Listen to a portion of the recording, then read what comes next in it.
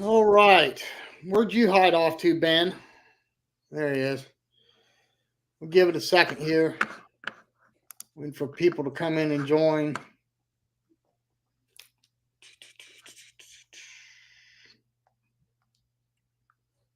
Sean, check it on your phone, see if we're live Yep, I brought it up right now. We're live. on YouTube.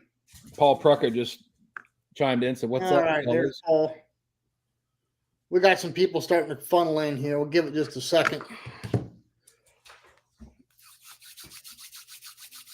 What's up, Kevin?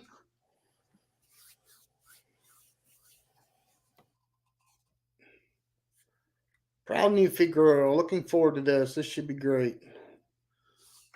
We got some people pouring in. All right, everyone. Got a whole slew of guests tonight. Of course, my partner in crime, more crime than partner, Mr. Sean Alley, Mr. Large and in Charge. Joining us, the former president of the Texas Sporting Clays Association, Mr. Ben McAnally. A man that really needs no introduction, a hell of a trick shooter, a hell of a competitor, fellow Fiocchi competitor, and owner of Defender Outdoors, Mr. Travis Mears. Travis, thank you for joining us. Of course, we have Mr. Jake Spangler from the Cardinal Center, wants to spew out some of his knowledge tonight, so that ought to be interesting. Everyone, real quick, before we get started, I know there's still people pouring in. Need to do a recap of last week's show. I want to clarify my stance on a few things that were said. It was never any kind of ill intention towards the club or anything. I was just specifically talking about target difficulty and wanting to have that conversation. I spoke with Zach Gorettes from Forest City Gun Club. That club overcame a lot of adversity early in the week with all the rain that they had. They did a phenomenal job putting on the shoot. The grounds are absolutely beautiful. I don't want to deter anybody from visiting that club or any shoot that they have because they really do a great job. So my conversation was based on target difficulty. We'll just real quick on that.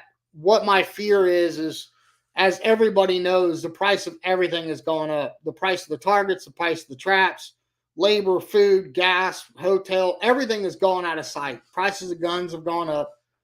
We're at a delicate balance right now with the growth of the sport. And when you hear about competitors getting upset and leaving, you get concerned. I mean, that's Sean and I's biggest mission statement here with the podcast is to help grow the sport. So that's all it was. I just wanted to have a conversation about the targets, and I know opinions are everywhere.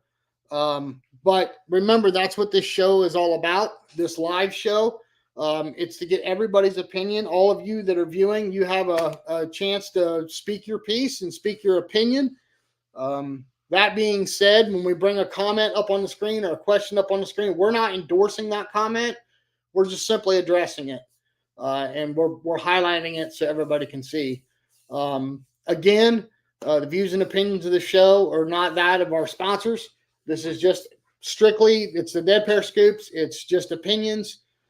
Just want to have a conversation.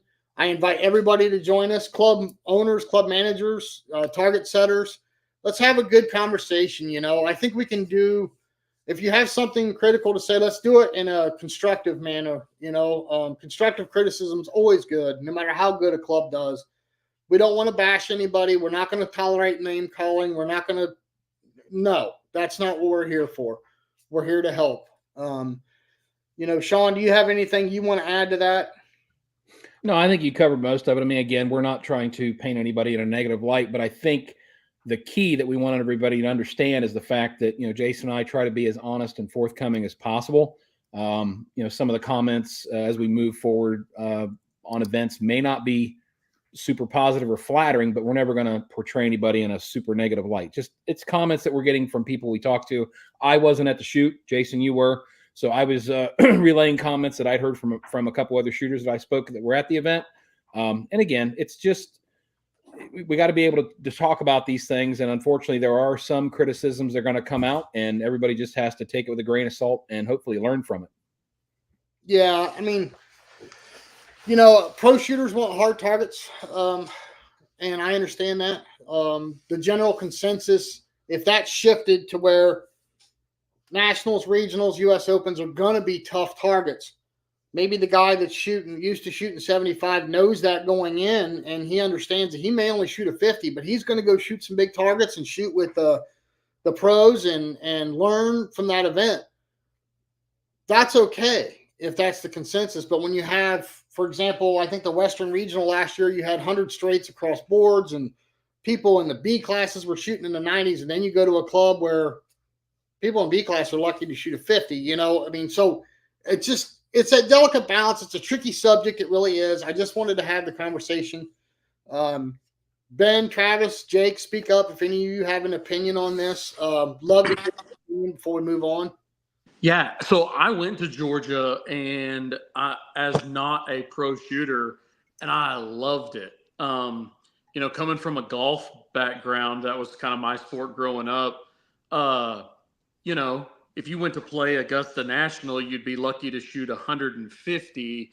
And if you go play, like the clubs in Hawaii or Houston, that's where the pros are winning with like a minus 28. Right. And so courses are courses, right? Like some people enjoy shooting in the desert. Some people enjoy shooting in the woods. Think of the best clubs that we get to go visit. They're all unique and special for a reason. I love Tucson. I'm not pandering to Travis, but I mean, that feels like a home away from home. He calls it the pro shop on the prairie. The big, the rolling hills. That was my first ever trip to Georgia. Awesome.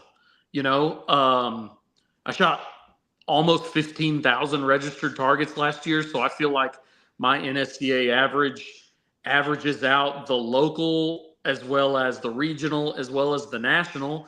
And yeah, I think I was 3 birds off my average. It was a tough course. And, it's difficult to combine competition on one hand with luxury entertainment on the other, and that's what we provide, or that's what Sporting Clays provides. And so I would vote for more forest cities than not. And that's just my opinion. And I was super happy to go there and would do it all over again. Well, Jake, I know you were one of the target setters there, and I do have a question for you. But before that, Travis, as a club owner, it's a tricky, delicate balance, isn't it? Right? Because you want people to have a good time, but at the same time, it is a competition, and they should be challenged.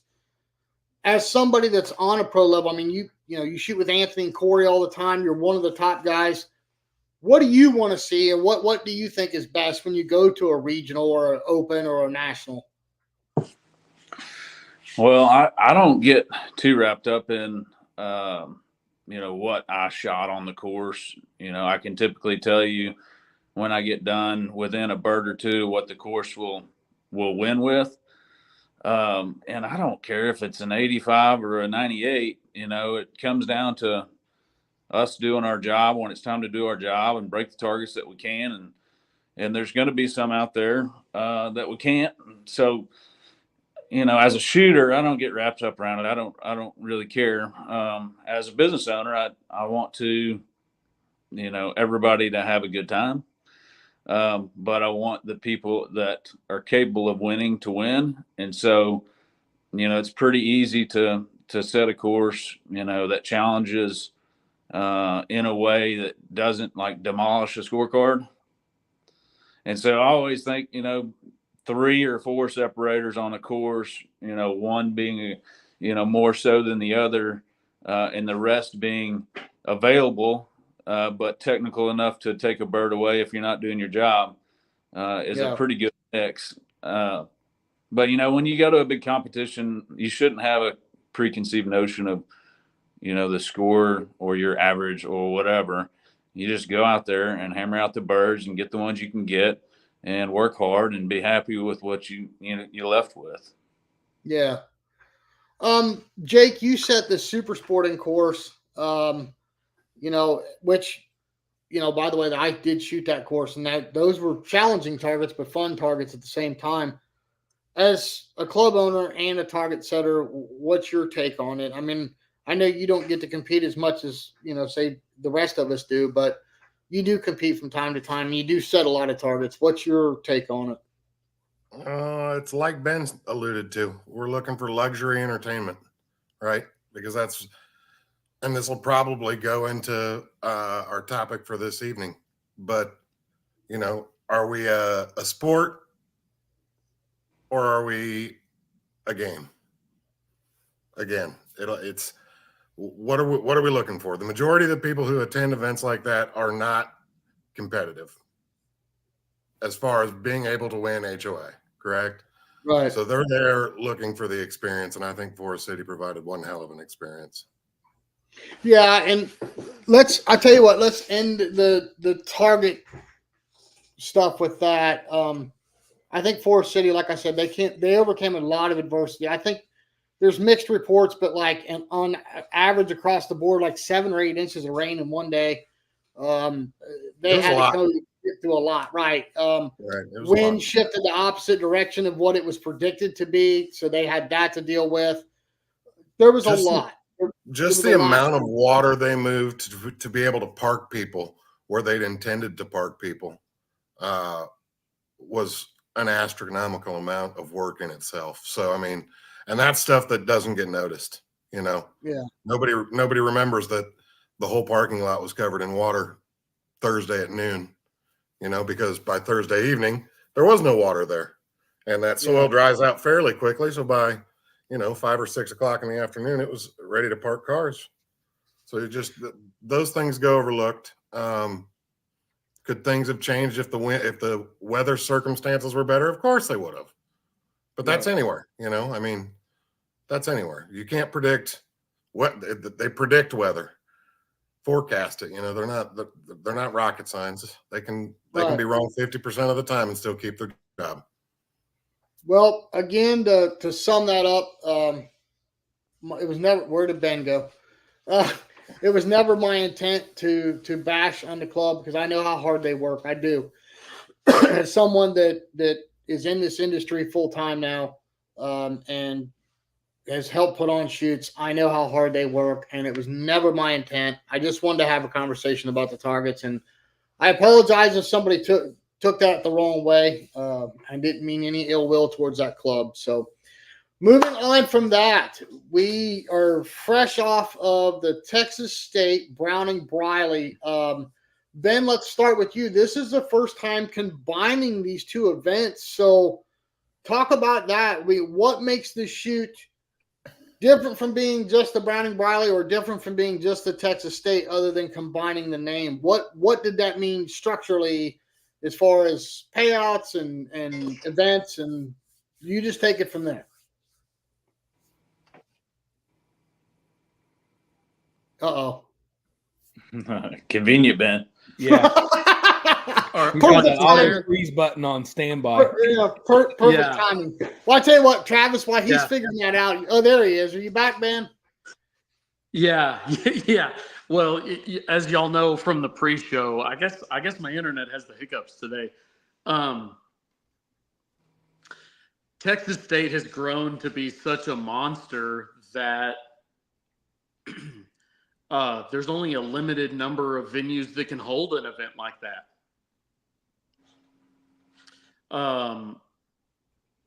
Those of you who know what a numbers nerd I am know that I love spreadsheets. We had 909 total entrants. Wow. 720 in the main, followed by 593 in Super Sport, 437 in 5-stand, 330 and 325 in the 2 prelims, followed by 280 in FETAS. So it was a big event. Greater Houston is an amazing venue. Kevin and Mike are I can't say enough awesome things about what they do down there. And we found ourselves in a bind where, Travis has a regional this year, so it's not really conducive to his calendar to host another 1,000-person event, right? I didn't even talk about so and so Greater Houston expressed the willingness to do it. There was definitely some dissenting ideas. Just, hey, are we doing the right thing by combining two big shoots? How's it going to be received? We tried to get the opinions from inside the sport and from inside the competitors, but we found ourselves just needing a date and needing a venue. So I do think it worked out for the best.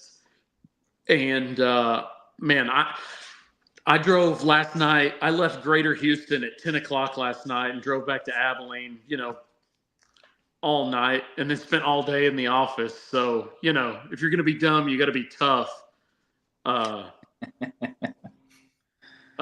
And so I was looking at the payouts.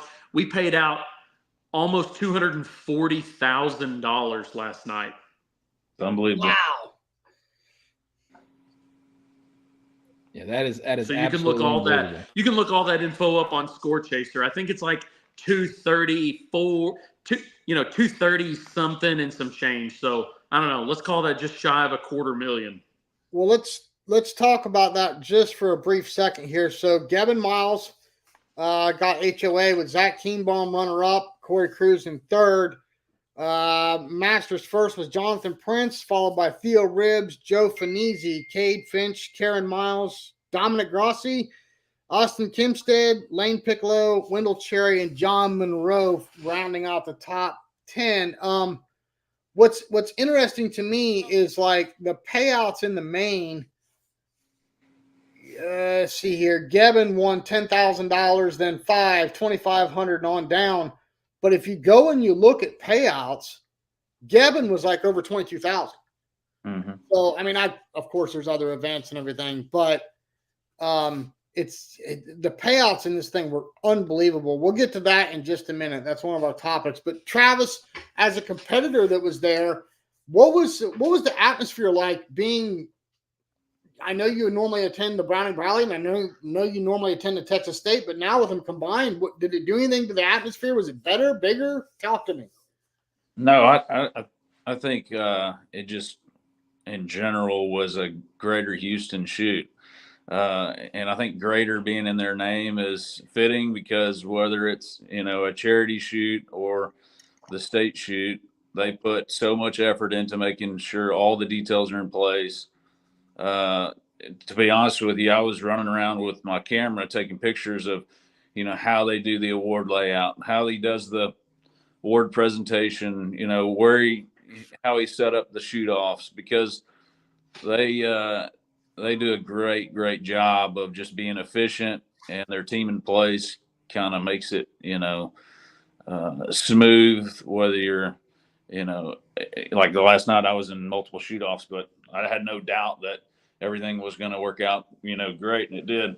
And so those two events being combined, to be honest with you, as a competitor, never crossed my mind until it came down to how are they going to award, the high overall and the state championship.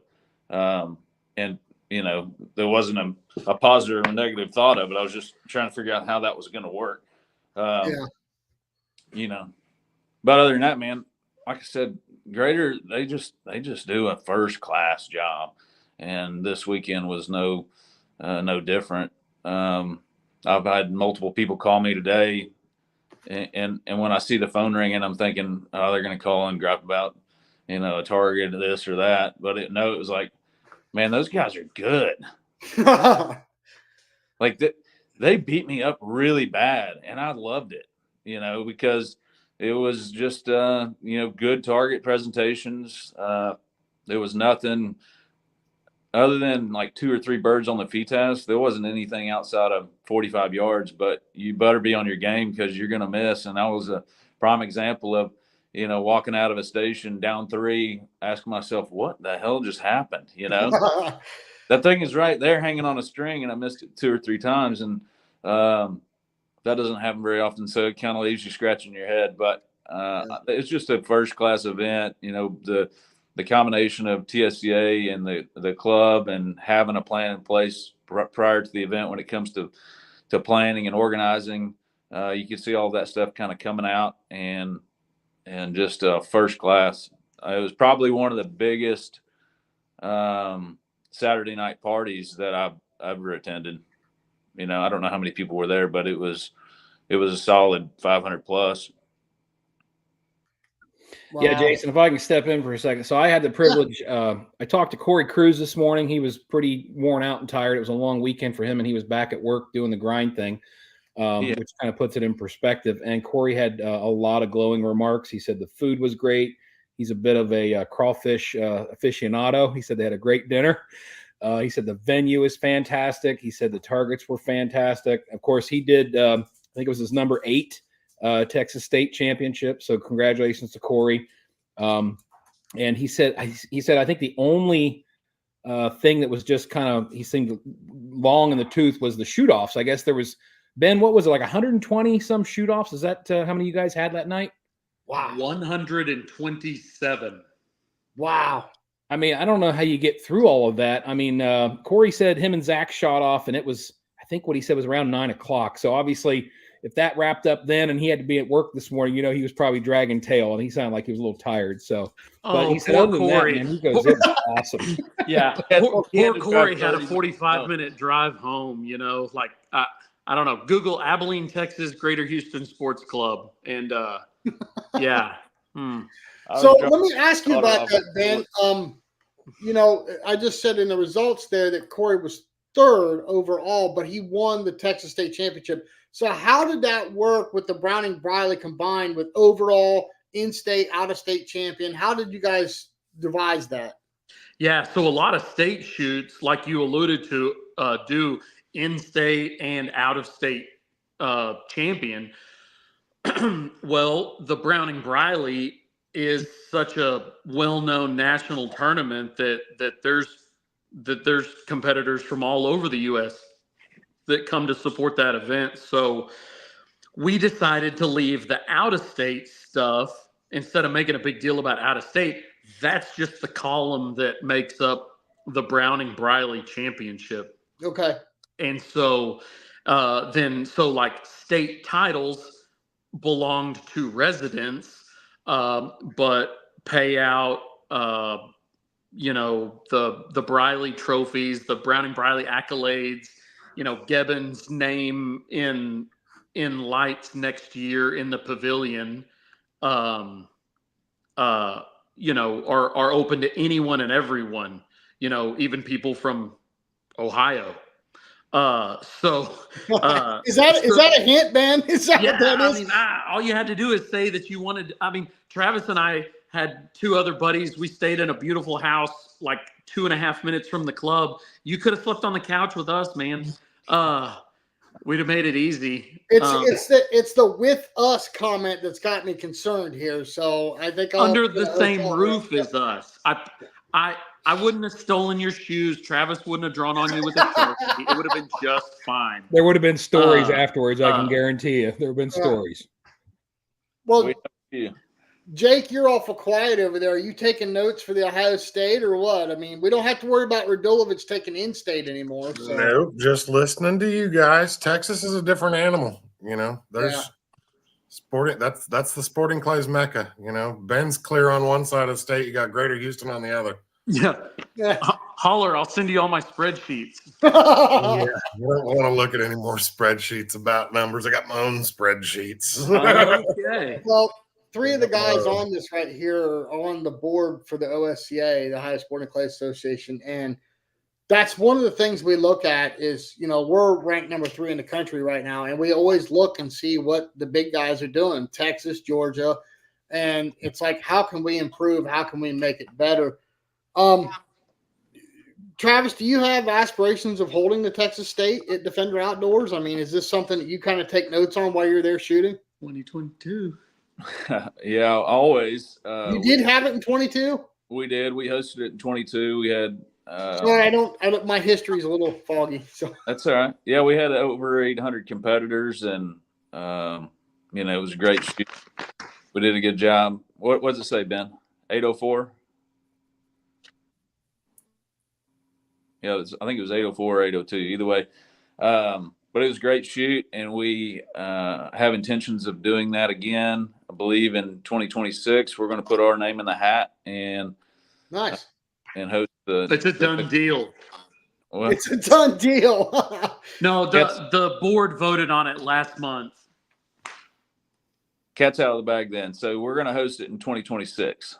So do you guys do a 2-year bid for a club like we do, or is it year by year? 2-year bid. It's year by year as far as it's not. You're not going to host it 2 years in a row if that's what you're asking. But it's 2 years out, like an open. 2 years out. Right. Okay.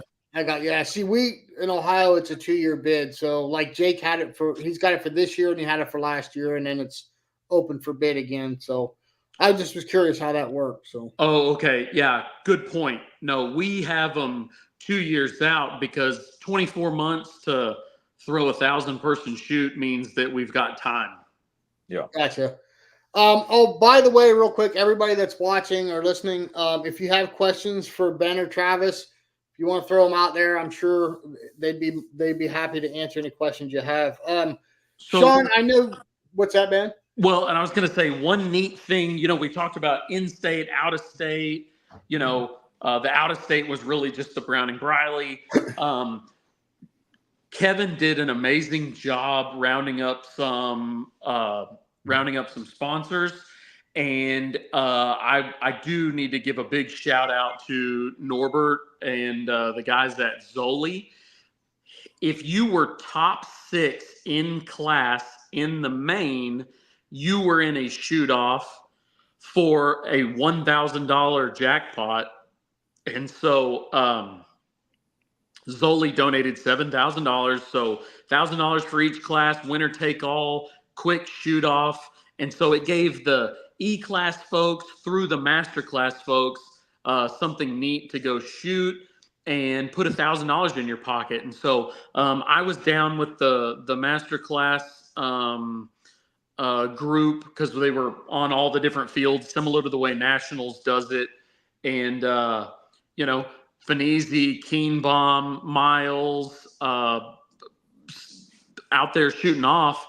And Theo Ribbs, who, wasn't an HOA podium guy, actually beat them all in the shoot off, put $1,000 in his pocket and walked right down the sidewalk. So that was a neat deal to just have one more cool little jackpot that's not an option, and it wasn't a weird little scorecard playoff. It was and Travis will attest, how many people walked down there? 250? Wow. That's awesome. Hey, shout out Dan Hill. Thank you very much for the donation. That's very appreciated. And I will be at the World Championship, and I'll take that $10 and buy you a drink. So, hey, let me run in here real quick. Ben. So when I talked to Corey, he said Aguila came up pretty big on the Super Sport event. I guess there were some pretty big numbers for winners to take home prizes in the Super Sport event. You want to talk a little bit about that? Yeah. So Greater Houston has always solicited a big sponsor for Super Sport. And so Corey, with his relationship with Aguila Ammo, they put sponsor dollars in, and then they also had just a slightly higher entry fee. But that paid $50 back to class per entrant. Wow. And so, again, I don't say this to be critical, but, a lot of times when you get down to the small side events, it might be for a medal only, right? It's not the huge trophy. It's not the huge payout. I would admonish clubs to strongly consider, we led off with luxury entertainment, right? I don't think $10 here and $10 there adds up. I get that. But make it to where, you're at least getting $5 back to class or $10 back to class, because, not everybody wants the trophy. Some people want the satisfaction of winning. They want the esteem points. And then some people, their esteem points are counted by dollars and cents. And so, nationals, I love it. They run a great shoot. If I could give one polite piece of feedback, just make sure you have $10 or $20 back to class in those events. And I know they're trying to keep it economical, but it's a pass-through, right? State association fees, national association fees, cost of targets, all the way from the pens and paper that you don't realize had to be amortized out into your, entry fee. Yeah. Throw a couple more bucks in, and let's make sure that we are returning shooter capital to shooters, because I think that's a great motivating factor outside the awards, the esteem points, and the payout. So, well, that's big props to Brown and Briley, Aguila Cup, Cedar Gap Wealth Management, the Fee Task. As y'all know, that's my business partner Michael Hull and I. That's our practice, and we wanted to participate, and I'm a lead by example guy, so I wrote a check. I'm not trying to. I know that sounds kind of humble braggy, but man, I think it's super cool, and maybe if I do it this year, maybe 2 more people will do it next year. Yeah. Well, and that's okay. So that's our topic of discussion. But before. And Chad Roberts has got a good question here, and we're going to address it here in just a second. But Jason.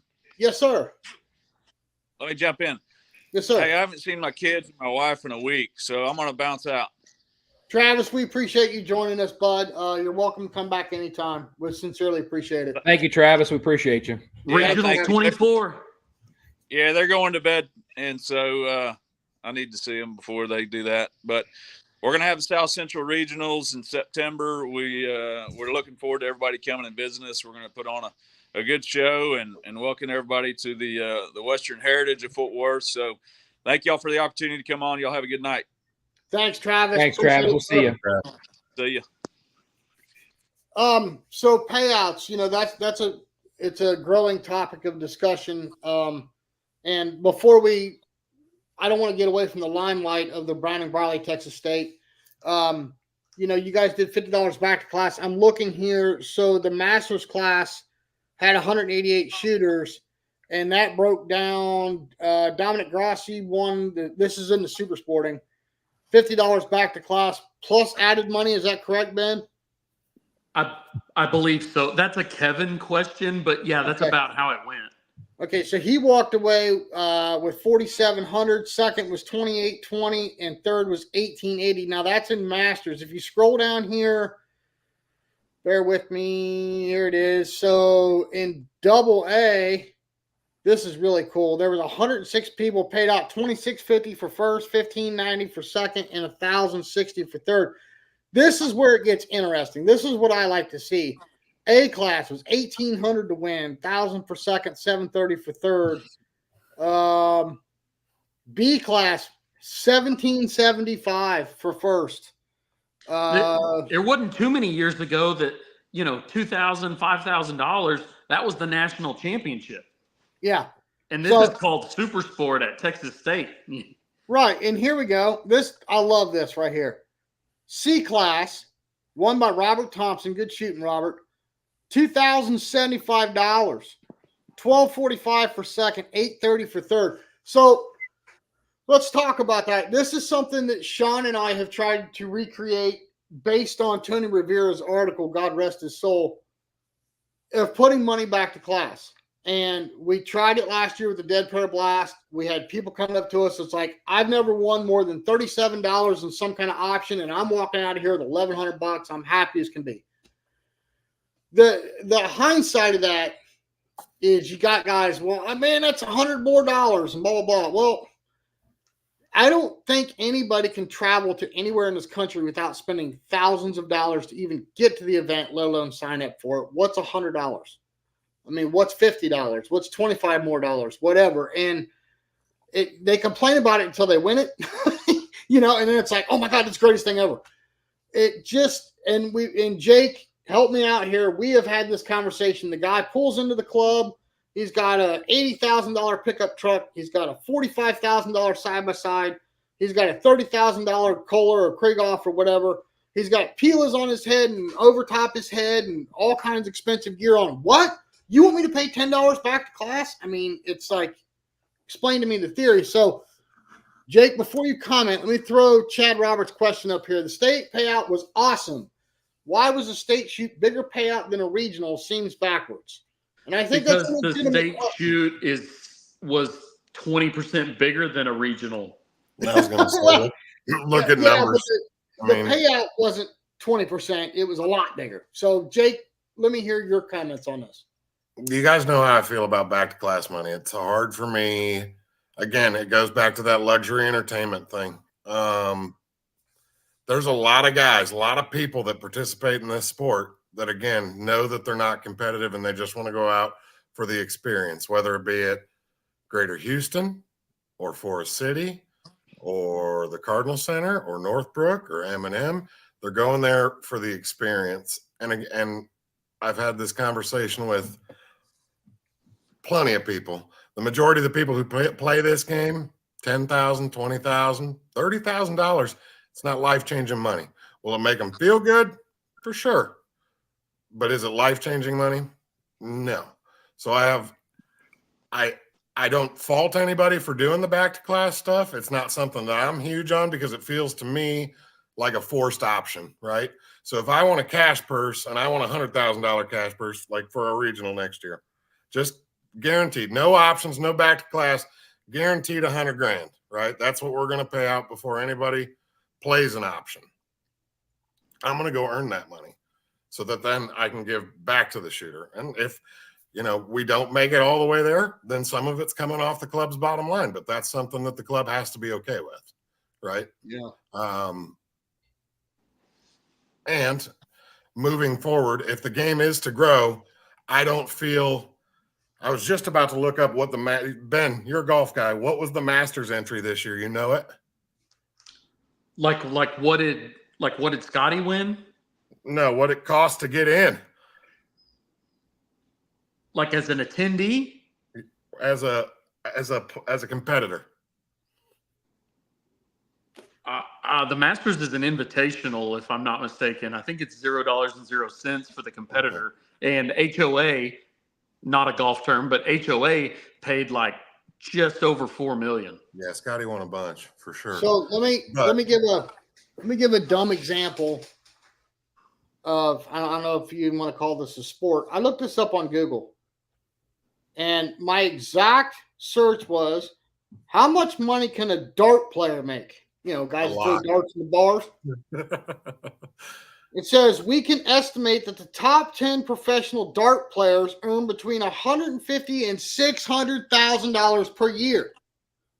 Now look, Brandon Powell's on a streak right now. Okay, he's a reigning national champion. He's won about every single thing he's entered. He ain't gonna make $600,000 this year, folks. Mm-hmm. So I don't know. It's a tricky thing because it is a recreational sport.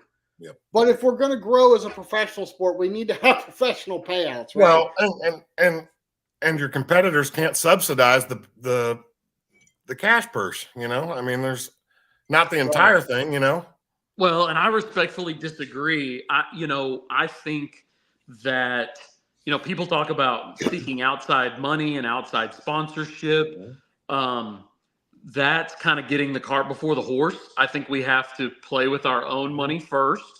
I think we just because this is such a rules-based, ethics-based, integrity-based sport, and people don't treat it seriously. I was shooting 5-stand with somebody who made a mistake. It was a shooter error resulting in a lost pair. And they were like, oh, let him do it. And I raised my hand very quickly and said, I'm so sorry. If you don't want to follow the rules, please don't shoot with the guy who's wearing the association president's logo on his vest. I will lay down in the cage before I let you steal our integrity from us. Yeah. I've shot with some amazing big name shooters who I love. I respect so much. We personally might not get along. We might come from different backgrounds, different fields. But when I see someone argue, like, I did not hit that bird, you know, when a trapper who, bless their hearts, many don't know any different because they're usually relatively inexperienced outside of FETASC, you know, I applaud the integrity. People who I may personally disagree with, the second I see them stand up and do something like that, forever endears me to that kind of behavior. And so I've heard you, Jason, say several times, like, how do we get outside money? And they're always going to discount what we do with, because what we do is with guns. I don't necessarily think that that's the case, because there's other shooting sports that seem to get it a little different. Now, if you want to play 3-gun really well, you know, you spend a couple thousand on a race pistol, a couple thousand on a tricked out shotgun, and a couple thousand on an AR. You know what? So far, you haven't added up to like a base model DT11, much less the Platinum 1-ton and the enclosed trailer and the Polaris Can-Am, whatever. Yeah. And so we have many barriers to entry, real or perceived, right? Because nothing says that you can't shoot this with an A400 and a backpack full of shells and then just get out there and get it done. Well, it's funny because, well, first of all, real quick, JP said signed up for the Dud Prayer Blast today. Jan's Clay Lab here to support. JP, thank you. And folks, that's JP Tam from the Clay Lab. If you guys haven't seen or checked out the Clay Lab yet, you need to. They do awesome videos, interviews, a little bit of podcasting. They do really good work. So it's interesting because, you know, I looked at my targets. I just hit master's class, as you guys know, back in February, and I'm 24,000 targets to get there. Now I suck, but if you figure about an average of $1 a target from local to big stuff, and then you figure how many practice rounds, the ammo and the gas, everything. I've got $250,000 invested to get to master's class. And these people that just chase punches, it's just like, it's ludicrous. I mean, like, wouldn't you want to win some money along the way? You know, wouldn't you want a little bit of that money back? And, you know, Scott here says no one should bat an eye on paying $10 to $20 more for an event that goes back to class. I mean, just my own opinion. And remember, folks, this show is loosely based on facts, mostly based on opinions. My worthless opinion is I agree with Scott 100%. I think it'd be nice to have a little bit in the kitty. And, you know, Chad says here, compulsory purses work. 100% agree. 1,000% agree. And, you know, what got me really digging into Tony Rivera's article was Chad and I, you know, we talk all the time, and he was telling me about some of the purses they have out there in California, and just blows my mind. I think he said there was an E-class guy that won like $1,100 or something. It was like, what? Wait, whoa, what? We chase punches in Ohio. What are you talking about money? So, Sean, jump in here. You're being awful quiet. What's your take on the money versus just chasing punches, trying to grow the sport, trying to help the sport grow? I think we need purses in order to do that, don't you? Well, yeah, and I mean, the thing that you got to realize, and the thing that I always have to take into account each time I go shooting, everybody has a different reason for why they shoot. For the most part, I mean, I play the game because I enjoy it. Number one, doggies are getting feisty over there. Sorry. I play the game because I love it. Now, I know I'm never going to win back the money that I've spent buying shells, guns, gears, glasses, gas in the truck, flights to Florida, Texas, and wherever else I've been. So I don't really look at it like, hey, I need to win money. It would be nice. Don't get me wrong. It would be nice. But I also realize that there are guys that would like to put a little bit in. I just think the question becomes, how much? How much do you put in? Is $10 back to class enough? Is it 25? Is it 50? Is it 100? I mean, where is the happy medium to where the fewest amount of people will gripe about it, and then the fewest amount of people will say, well, that's not enough? I mean, that's the question everybody has to ask themselves. You know, I everybody's familiar with the old saying, like, quality over quantity. Personally, I think we kind of got drunk on our own success in Texas, and I saw some shoots that their only goal was to set an attendance record, not provide, you know, not that they weren't quality. I know it sounds like I'm trying to be super political here. They were great shoots, but they went so hard into can we, and they never figured out should we, right? And so again, when a side event has $0 back to class or $2.50 back to class, like, okay, if there was 2,000 people in your class, okay, that could add up, you know, but typically not, right? Like reading them out, you know, you might have 300 or 400 in master and then 125 in each other class. Right. Pardon me. And so, I don't know, just do the backwards math. Say, like, okay, we need to pay out, you know, X number of dollars per class. And if this is what average attendance look like, right? Like, if this is what our averages tell us we're going to attract, then do the math. And then if it comes out to be that it's $225 to shoot a 100-bird course, well, that's probably not a very good value. So let's wipe the chalkboard and reassess. But if it comes out that it's going to be, you know, just a reasonable increase, and, you know, I tell club owners all the time, like, please, please, please go up $20 and put $15 back to class. Give me $4 more worth of hospitality, and then put $1 in your pocket. Like, you know, I'm not trying to make you make less money. Like, build some in for yourself. I've always said our state organization is an advocacy organization, and I've always felt that it was a conflict when an organization like ours tells a for-profit business how they have to operate. That's complete crap. I think we should be an advocacy group supporting their efforts to be more profitable, because when their margins expand, they grow the facility, they grow the sport, and they put on a better show. And I'm there for the better show. Yeah. I had an interesting email. A guy suggested that the NSCA put up purses, and if you step back and you look at it, that's you can compare the NSCA to the United States government. Of course, God help us, it never gets as corrupt as the United States government. Where's this going? Right. I'm worried. No, I mean, listen, the NSCA is our governing body. What little bit of money they have is from our dues and our target fees. Just like the United States government, they have the money that they have from our taxes.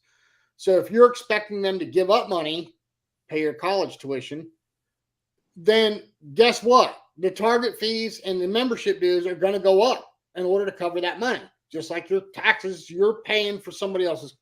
We won't get into that.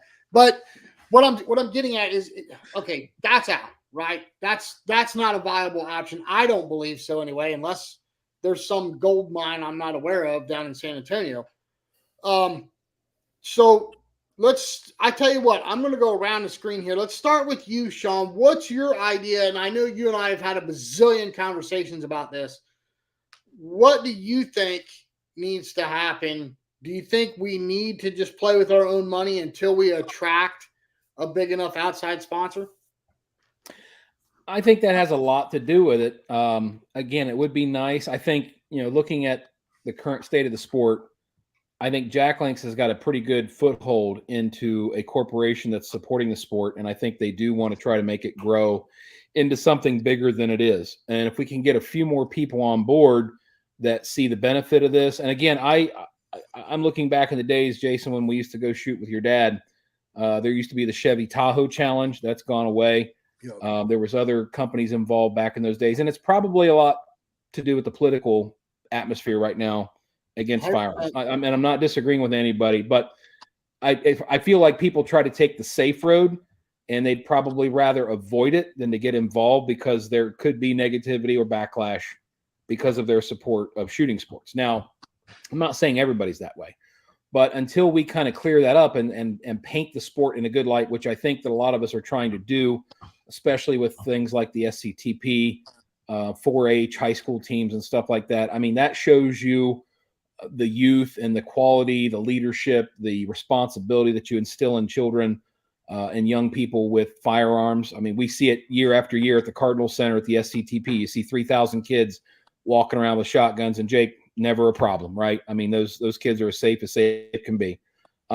So we keep painting it in a good light, and hopefully at some point somebody else will jump on the bandwagon and maybe help out where it needs to be, because it's just going to take somebody, in my opinion, like a car manufacturer, like a side-by-side manufacturer, like a beverage company or something like that, to put some big money into it to kind of help grow the sport or give it a kick in the pants. Yes, we do need to play with our own money, and I think we have been doing that for the most part. But, the bad thing is, even with playing our own money, there's guys that disagree on, again, whether $10 back to class is too much or $50 back to class is too much. So, where do we find the happy medium? Yeah. What about you, Jake? I mean, it's someone that runs a club and puts on shoots. I mean, it's a tricky thing, right? I mean, you want to pay the shooter something, but where does that money come from? I mean, I'm sure you've sat and pondered it over the years running the Cardinal Center. If you had an ultimate solution other than a great big, Coca-Cola sponsoring or something, what do you think? Again, it gets back to what do we want the game to be? What's everybody want the game to be? And I think if everybody's focused on promoting the game in a positive light, like Ben and Sean have both said, right? And like you guys say in the podcast every week, getting somebody new out there, because all it takes is one person going out, having a good time, and them being connected with somebody else that can make decisions and spend money for companies, and you've got something, right? That's all it takes. Yeah. Until that stigma with firearms, and like Sean said, like Sean alluded to, a lot of companies aren't just going to say no because they don't like guns. They're just going to say no to be safe, rather than. Right. And I mean, we've been playing with our money playing with shooters' own money since the game got here. Yeah. Trap's been playing with his own money since the early '90s when Budweiser handicap went away. I mean, that's the nature of the beast in the political climate that we're in. So the almighty answer: keep doing what you're doing. Promote the game in a positive light. Look, you got people commenting all over here. I mean, it's a positive thing you guys are doing. It's a positive thing. Well, and Spectator comment. Yeah, Ben, I want you to take this comment here. It says, if you don't make it more spectator friendly, you're just spinning your wheels, in my humble opinion. What do you think about that, Ben? What do you think about like having flash targets and a big shoot off? I know that's a burden to a club to put on shoot offs. I understand that. We've had that discussion many, many times in our state organization.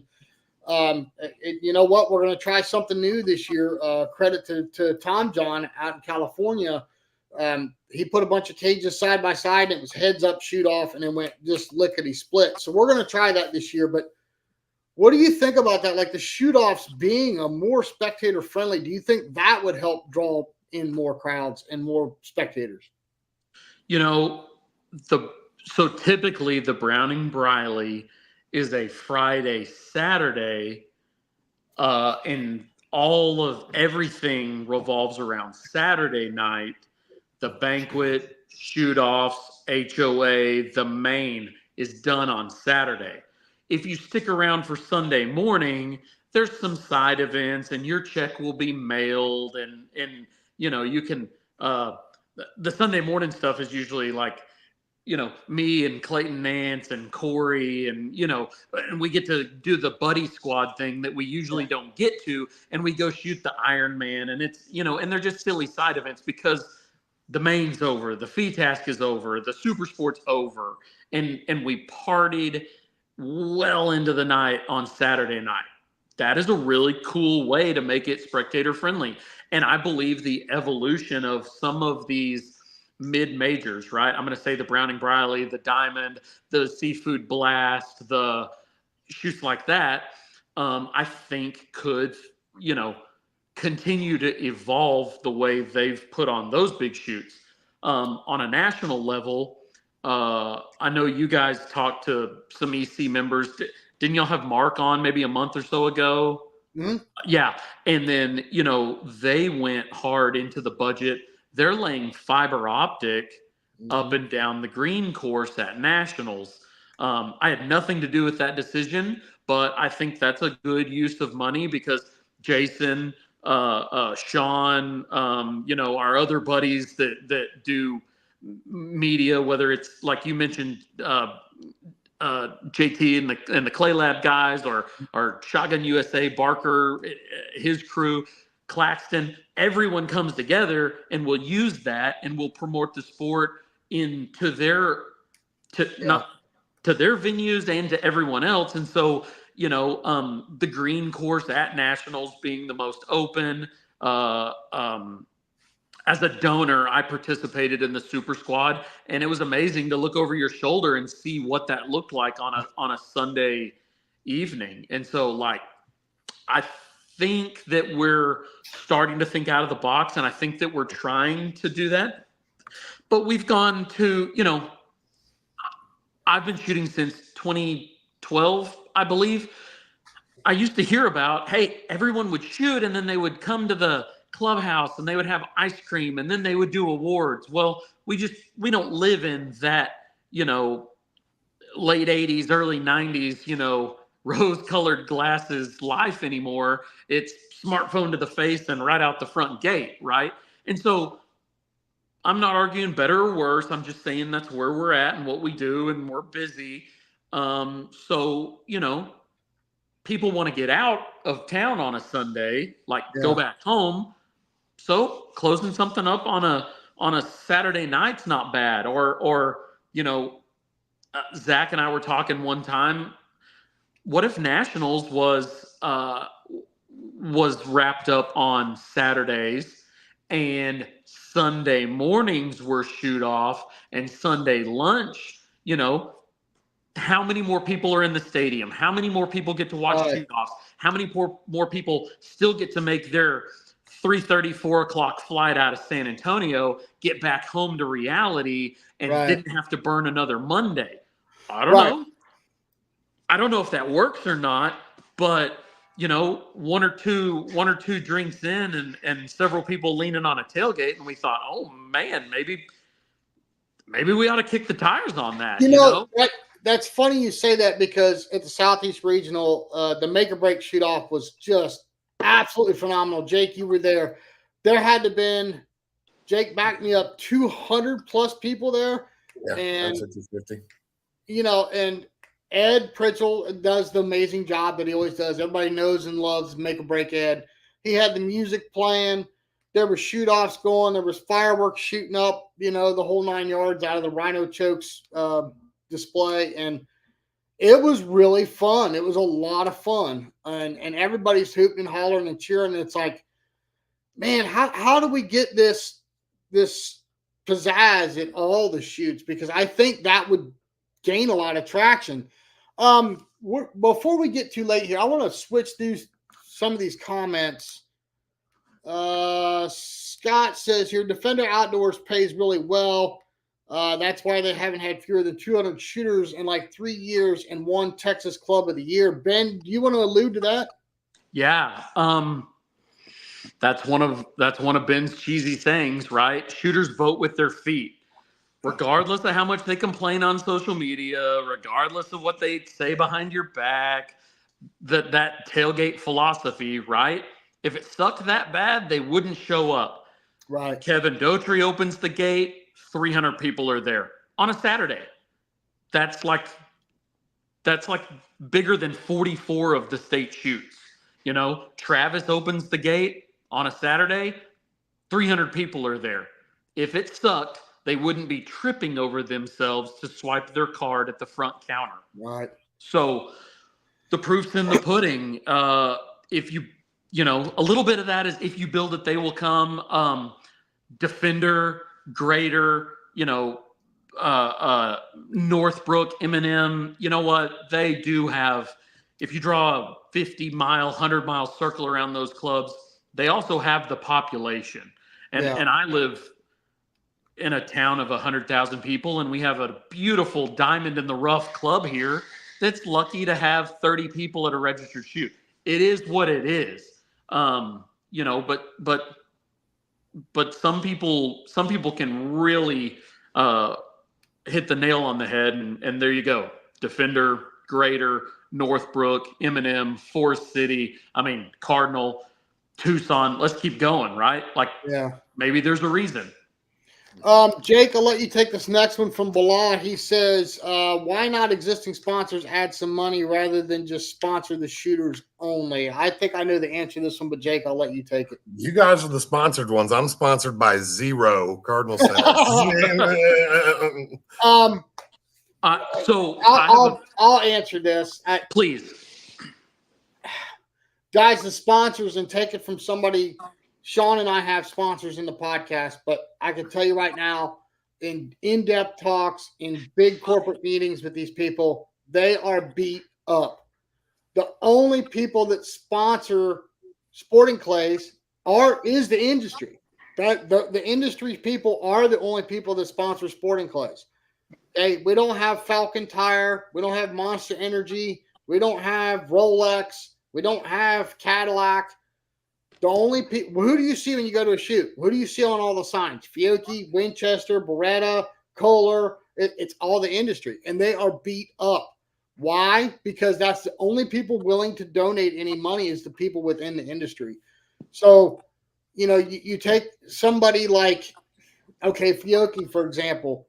Yeah, they've got a dozen shooters. Well, more than that if you go across all the disciplines. They've got a lot of shooters, but they also sponsor the national tour, just like Winchester does. And they spend a lot of money. The marketing dollars that they spend is unbelievable. And now you're going to go ask them, hey, look, we need $500,000 for this shoot and $250,000 for this shoot. It ain't going to happen. And a lot of people, I think this is where the perception is. I love fielding the sponsored athlete question, because lots of times when you see somebody and they're a sponsored and they're a sponsored shooter, that meant hat, right? That meant a t-shirt. That there was not a check. Here's some that meant a dozen flats of shells. Please shoot our shells. And then when people say, well, how do I get sponsored? Man, that's a tough one too. My standard reply is be such an amazing person, be so good at sales, be such an awesome shooter that they cannot afford not to have you seen with their product. And if you can't fit all of those, right? Like some of the best sponsored athletes aren't perennial national champions. Well, why? Because they're amazing salespeople. They work their tail off behind the scenes. They have integrity. They represent themselves and their company the best, and they sell product, right? And then why do some people who win a lot don't have dozens and dozens of sponsors? Well, honestly, those companies can live without them, and they're probably not going to switch guns, hats, trucks, cars, glasses. So that's just free, right? Well, unfortunately, that's why I don't think Polaris or Can-Am will ever sponsor a thing in the world, because everyone's already got one. Everybody already wants the newest one. When someone shows up in the shiny one, they go, shit, I got to have one of those. We market for them for free. My buddies who jack up their Polarises and trick them out and everything, I don't know, they spent $60,000 to market for that other company, just keeping up with their buddies. So they're laughing all the way to the bank. They don't give shit. That's the same guy that complains about $10 back to class. I'm just kidding. Yeah, it is. Yeah. So yeah, unfortunately in this sport, a handful of chokes and some barrel stickers doesn't mean you've made it. Yeah, easy, Tiger Woods, easy. Yeah. Jake, do you want to answer this one? I don't know where Steve's going with this. The Pittman-Robertson Act.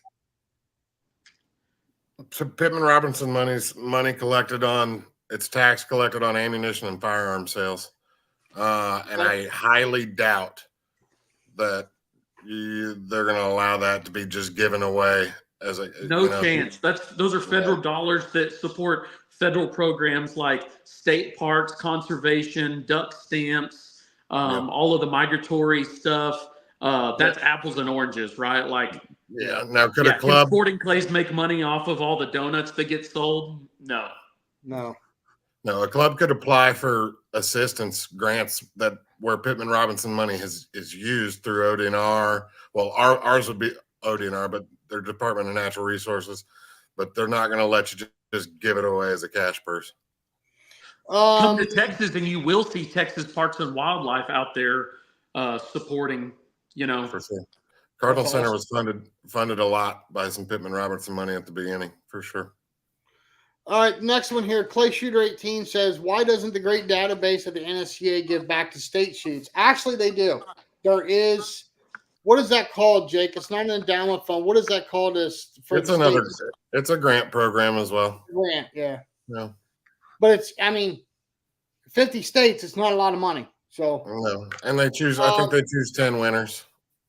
So Duke Durham says here, until company tells the antis to pound sand, it's going to be hard to get outside industry money. In my humble opinion, I don't think anybody on this program disagrees with that. Let's see here. David King, I HOA'd a 50 bird. I think is he talking about Super Sport? Yeah, Super Sport. Last year won around $400 in a single day shoot. That's awesome. See, that's really cool. I mean, for not even being in a big shoot, to just get a single day shoot $400, that's awesome. I mean, for a half event. Yeah. Sign me up. Sign me up. Hey, David, good to see you, buddy. Duke. Yeah, this is sponsored by my wife and dog. I'm sponsored by my wife, my dog, and my daughter. So, yeah. I have such a wonderful personality. I live alone with my dog, so high five. Yeah. I like this comment right here, Jason. That's very much why we started our podcast. We're trying to grow the sport, make it bigger and better for everybody. And I think if everybody gets that mindset, again, get new people out there, get new people shooting. Once you get somebody hooked on the sport, they'll find somebody else they know to get. And that's how it grows. It's going to snowball, guys. That's how it has to work. Are you talking about Aaron's? Are you talking about Aaron's comment here, Sean? Yeah, Aaron's comment. If Chevrolet spends $100,000 on a program, I don't know, pick a sport. Dart. You said darts earlier. They sponsor the National Darts Tour. How many eyes do they reach? If they spend $100,000 at the National Sporting Clays Championship, congrats. You reached 4,000 people. 2,200 shooters and a whole bunch of plus ones. And guess what? They probably already have trucks, and some of them are pretty brand loyal. So when you start doing the math, the movable middle, the people who are susceptible to the marketing, $100,000 divided by 300, 400, 600 pairs of eyes, that does not make business sense. $100,000 commercial on a NASCAR, you reach 30 million people. Do the math. But keep in mind, Sean alluded earlier to the Chevy Tahoe challenge that we shot in the late 90s. Excuse me. That was a sport that was trying to get its feet under it in the late 90s. Yep. Still, it was only 10 years, 15 years old at the time. They had Chevrolet, the Tahoe challenge. They gave away a Chevrolet Tahoe. What did that cost back then? We also had Buick. Well, why did it stop? Why do you think they stopped? Do you think they? I don't know. I don't know, Ben, because the USSCA was still going strong. Oh, in yeah. 90s, and the NSCA was starting to gain traction. So I don't know which organization. I hit my head in motocross too many times to remember that, but I don't remember which organization it was under at the time. And why it went away, I don't know. But I know politics had a lot to do with it. Of course, the events of 9/11 kind of kiboshed a lot of the sponsorships at that time too. So, well, and see, I'm of the opinion that politics is the noise that they use to distract us, right? But I'm in the financial world, right? And so, yeah. They changed their emoji on Twitter or whatever that's called, right? They show the right, they fly the right flag, they show the right face, but the money doesn't lie, right? Like they say one thing and then they donate to a different political campaign. They say one thing and they endorse something different. And so I don't know. This is where I will always and politely disagree. Politics is the noise that says, look at what this hand is doing while this one's in your back pocket, right? Follow the dollars, not the horse shit on social media. That's funny you say that. Ben, did you listen to the episode we recently did with the president of the NSSF? I listen to all shooting everything all the time. I'm sick for this stuff. Again, this is one of my great faults. So between 2020 and 2022, we had an increase of another 6.4 million people. 24.1 million people now break a clay target a year. So in regards to Aaron's statement here, before I go to the next, says, I think the demographics are too small for national brands. We need to grow participation numbers. Yes, and that's the problem. 24 million people a year break a clay target. How many of those are registered shooters? What do we have, Ben? Maybe 20,000?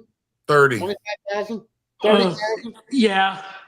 Okay, in the so 20s. Texas has 5-ish to 6. Okay, so 24 million. Follow me on this. Where does 30,000 hit that scale? We're missing something. Take someone new shooting. Take them to a tournament, people. Yeah, we must not be very friendly from the outside looking in. Not if 24 million people are breaking clay targets and we can't even scratch 1% as far as registered competitors. And that's not even active. You know what I'm saying? That's, right. Yeah. I love this one. Money won is twice as sweet as money earned. Yes, it is. It comes with the ego points that it belonged to your friend about 4 hours ago, and now it's in your pocket. Yeah, and the bragging rights too. To boot. More social media followers, quantify sponsors to participate. We hardly make up to 50,000 views on any of the video. What do you think, Sean?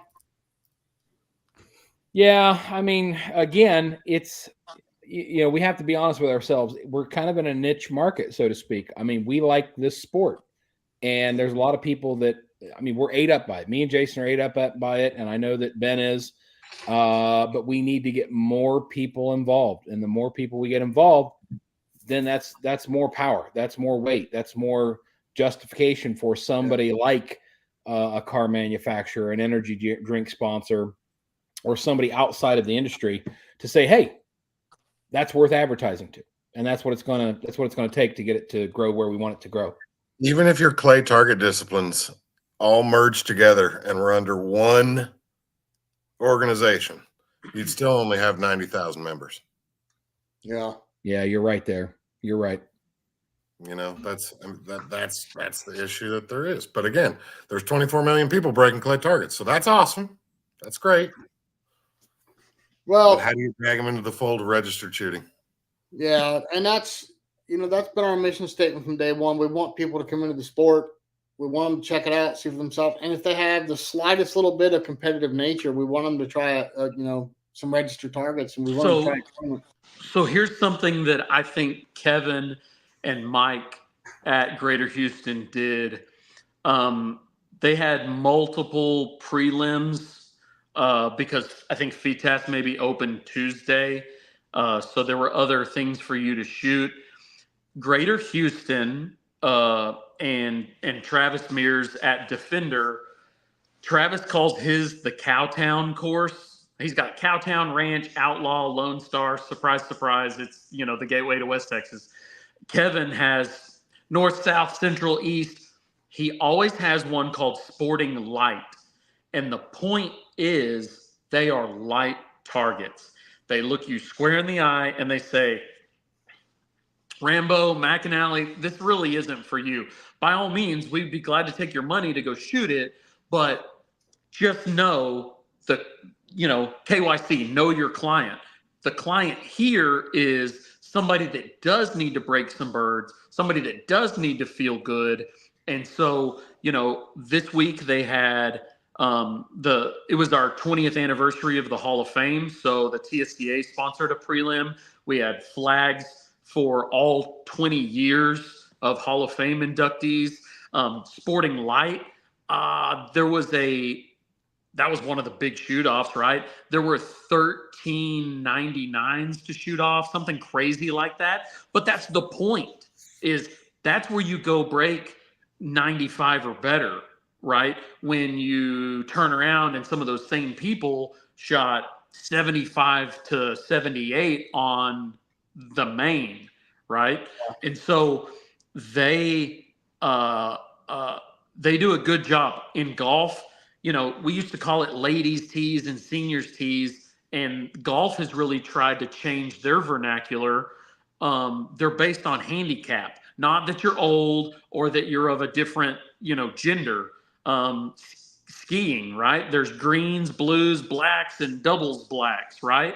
Well, guess what? Like, it's ability rated. At nationals, the K Cup, we always know that that's a fun event, right?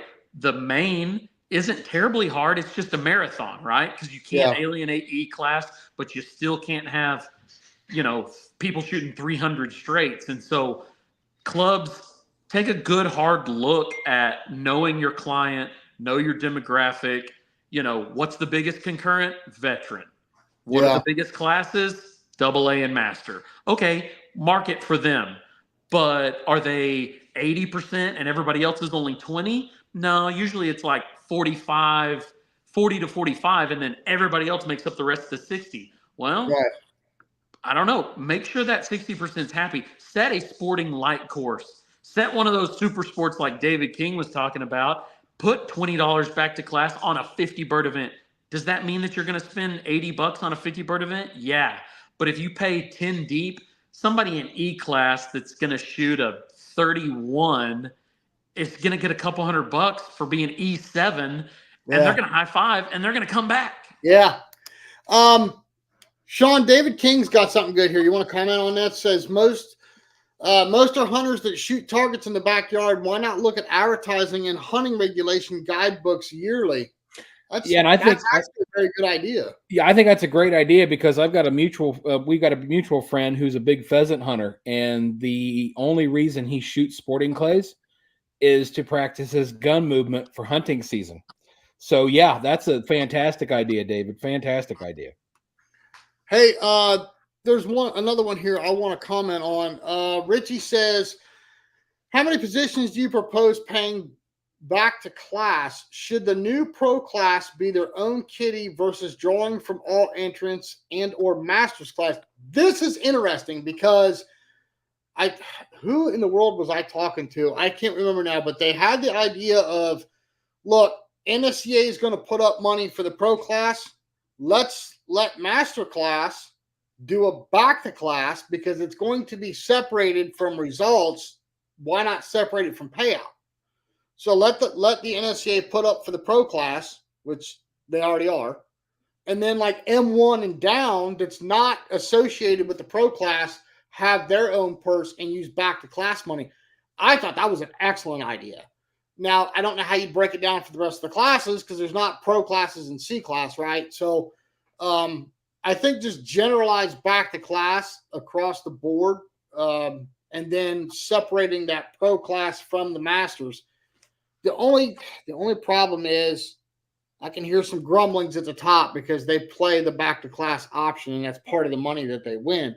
But but you know what though, if the NSCA is putting up a guaranteed purse for the pro class and you've separated masters and all back to class money, of course, as many people as are in masters at the nationals, it might be a bigger purse than what the NSCA is putting out.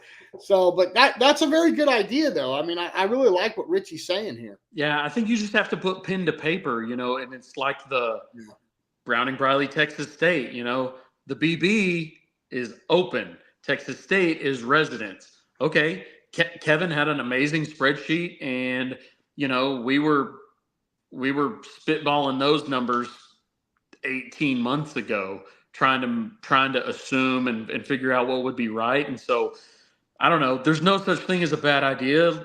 I say flesh it out. I think every state should try something neat. I encourage regionals to try neat stuff. And, being here in Texas and my goal as I roll off the state board is to continue to be involved on bigger scales. Like, I don't know. I think we should try stuff at nationals and don't be scared. Like, if we say we don't set an attendance record, but we have a higher satisfaction, a higher payout, or a higher margin with less people, that's not a lose-lose proposition. That can be good for associations, membership, sponsors, vendors. It can be. We won't know until we try, and trying is scary. And nobody really wants to come away with less. Right. Chris says, how many fishermen compete in tournaments? I know what he's getting at. I think this was a statement that actually Anthony made. He even said stealing. This one here says stealing from the podcast and paraphrasing on something I believe Anthony stated. So yeah, Anthony Mattery said that. In fact, he said it about golf. He said, if you take everybody that golfs, how many of them actually compete in tournaments? I think this still goes back to the conversation we're already having. Is it's going to take the governing body, the NSCA, to say, and this is just my opinion, to say, I think this is the way we're going to structure this for payouts. But the NSCA is not dumb. And help me out here, Jake. I think the NSCA is going to lean on the individual club level to try something. And when they see that it works, they'll follow suit, because they're not going to make the initial decision and it be detrimental to the sport.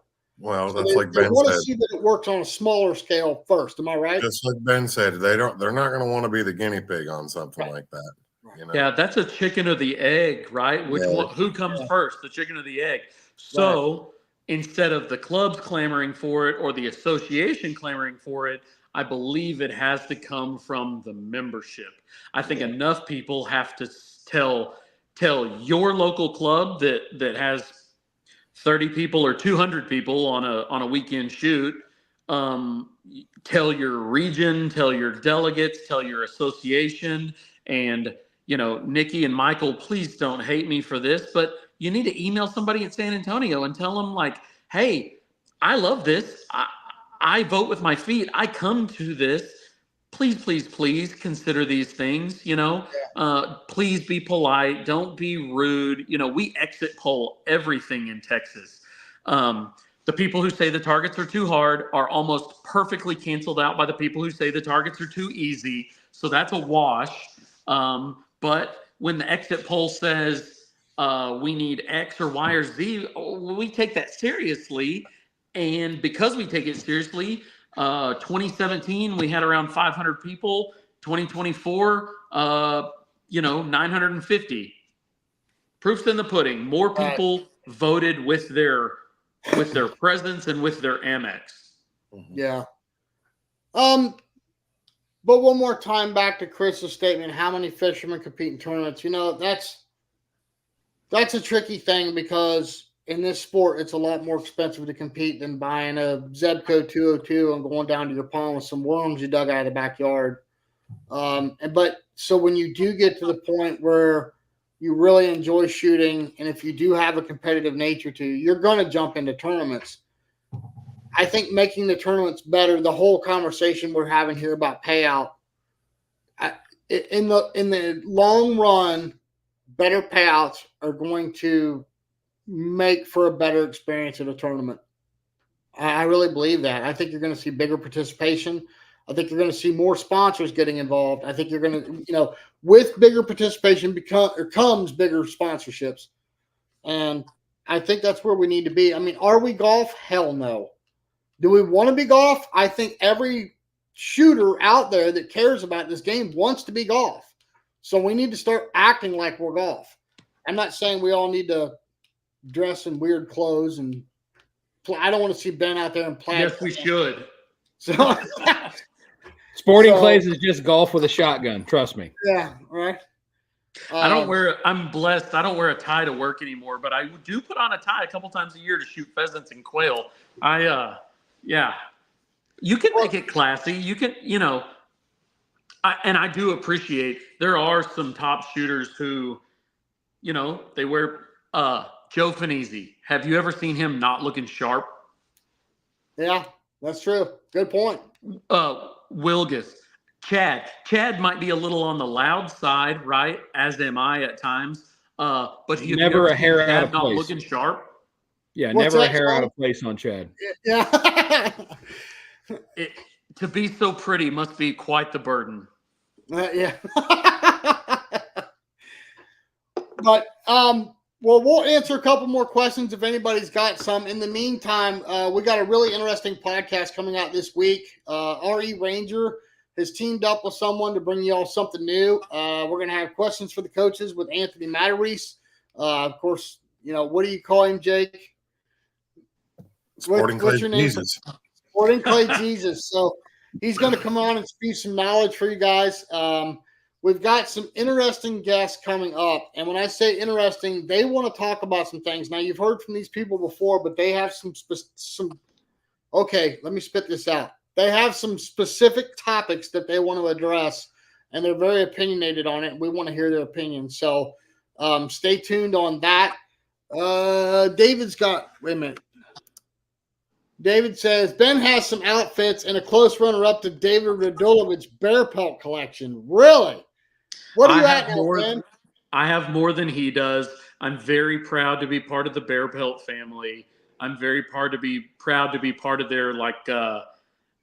their, by no means am I a pro shooter, but yes, I am their pro staff. So Eric, Heather, Colleen, those are my people. How many vests you up to now? Do you have a full walk-in closet? Yes.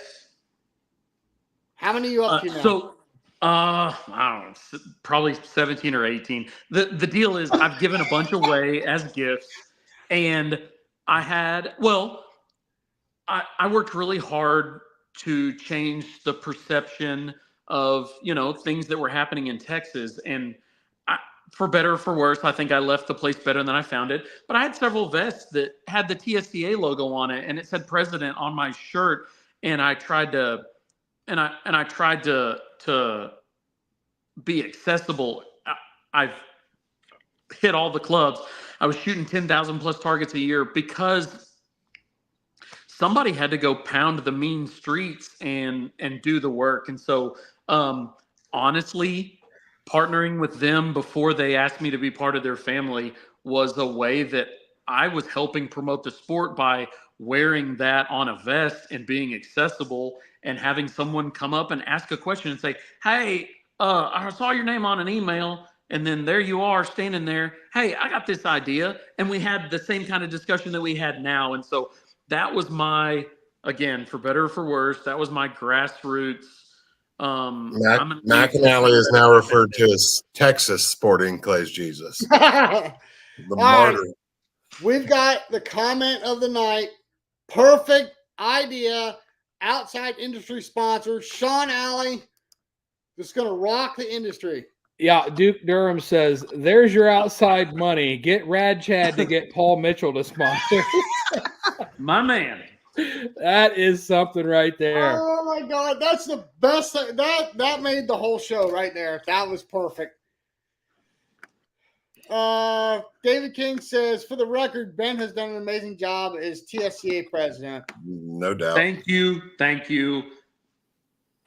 I've made so many jokes. My family always says, hey, are you around this weekend? And I say, no, I have an event. And they say, oh, you have to go be the mayor somewhere. I've embraced it. I love it. It makes me happy that my friends are happy. And so Corey gave me a little grief the other night. He was like, hey, you got to say thank you. better. And so thank you. I loved every bit of it. And 96% of the people that I've shot with, I liked. Well, Jake, I think And all of the dogs. Jake, I think as a sign of good faith and a proper invitation to the Texas State would be for Ben McAnally to show up at the Ohio State and hand us that invitation. What do you think? Fact. I would love to. That's what I said was fact. Don't tempt me with a good time. I will see you there. So, all right, we'll see you in August, Mr. McAnally. Challenge answered by Ben. It's the week after the U.S. Open. It's in between the U.S. Open and the Northeast Regional. You're already right there. Same horizon line. Right. Chicago, Ohio. Then you can go on over to Northeast Regional. See how perfect that works out. What are we up to now, Jake? A little over $32,000 purse. Yeah, 32,000. I think we hit 400 entries, which is good considering in 2022, I think we scratched 450, maybe 500 total. Yeah. So we'll be somewhere in that 550 to 600, I would think, pretty easily by August. Lots of. How many guns are we giving away? 10 dozen, something like that. Yeah. Bunch of ammo. Plus, there's the little something special in the make or break for Saturday night, Mr. Ben. You bet. So, little auction going on. Just saying. Okay. So, but no, if you can make it up, we'd love to have you, and that goes for everybody. Love to have you at the Cardinal Center, August 4th through the 8th. Is that correct, Jake? How about the 1st through the 4th, Jace? 1st through the 4th. Sorry, I was thinking the Dead Pair Blast is December 4th through the 8th. Yeah, So, Jake and his crew do an amazing job at the Ohio State shoot. 1st through the 4th. We're fortunate to have a populace of shooters, like Ben said. That's what it takes to have big shoots. You got to have shooters. Yes. Absolutely. So love to see you all. Like I said, we'll be out Thursday morning with our next podcast. Probably won't be back here with Scoops next Monday, but the following Monday. There's some bigger shoots coming up. So we'll be joining everyone back live again, not this coming Monday, but the following Monday. So bear with us. Lots of big stuff coming up on the podcast. Stay tuned. Ben, any closing thoughts, my friend? Well, and until Texas has its May meeting and our new board of directors elects its new officers, my contact info is on the top of the Texas Sporting Clays Association website. If there's knowledge or data or something that I can pass along to anyone, anywhere in the world that enjoys shooting clay pots out of the sky and arguing with his friends, send me an email because we're good at it. What about you, Jake? Any closing thoughts, my friend? Same thing as Ben. If anybody needs anything, you can always go to thecardinalcenter.com. My name's plastered all over that thing, along with my email and cell phone. Mr. Large and in charge, any closing thoughts, buddy? You'll see me walking around. I tend to stick out a little bit amongst the average Joes. No. Other than Haas Hewitt. That's my brother from another mother. So I love you, Haas. Yeah, now Haas makes you look like a dwarf, dude. He does. He's a big fella. It's you look like me standing next to you when you're standing next to Haas. Yeah, so. not many people shoot a 17.5-inch length of pull. Haas does. Truth be told. Well, Sean, are you going to give us the big scoops to leave? Everybody stay tuned for the next episode of Scoops. Thanks, Ben. Thanks, Jake. Thanks, guys. See y'all soon. Thanks, guys. Great time. Bye-bye.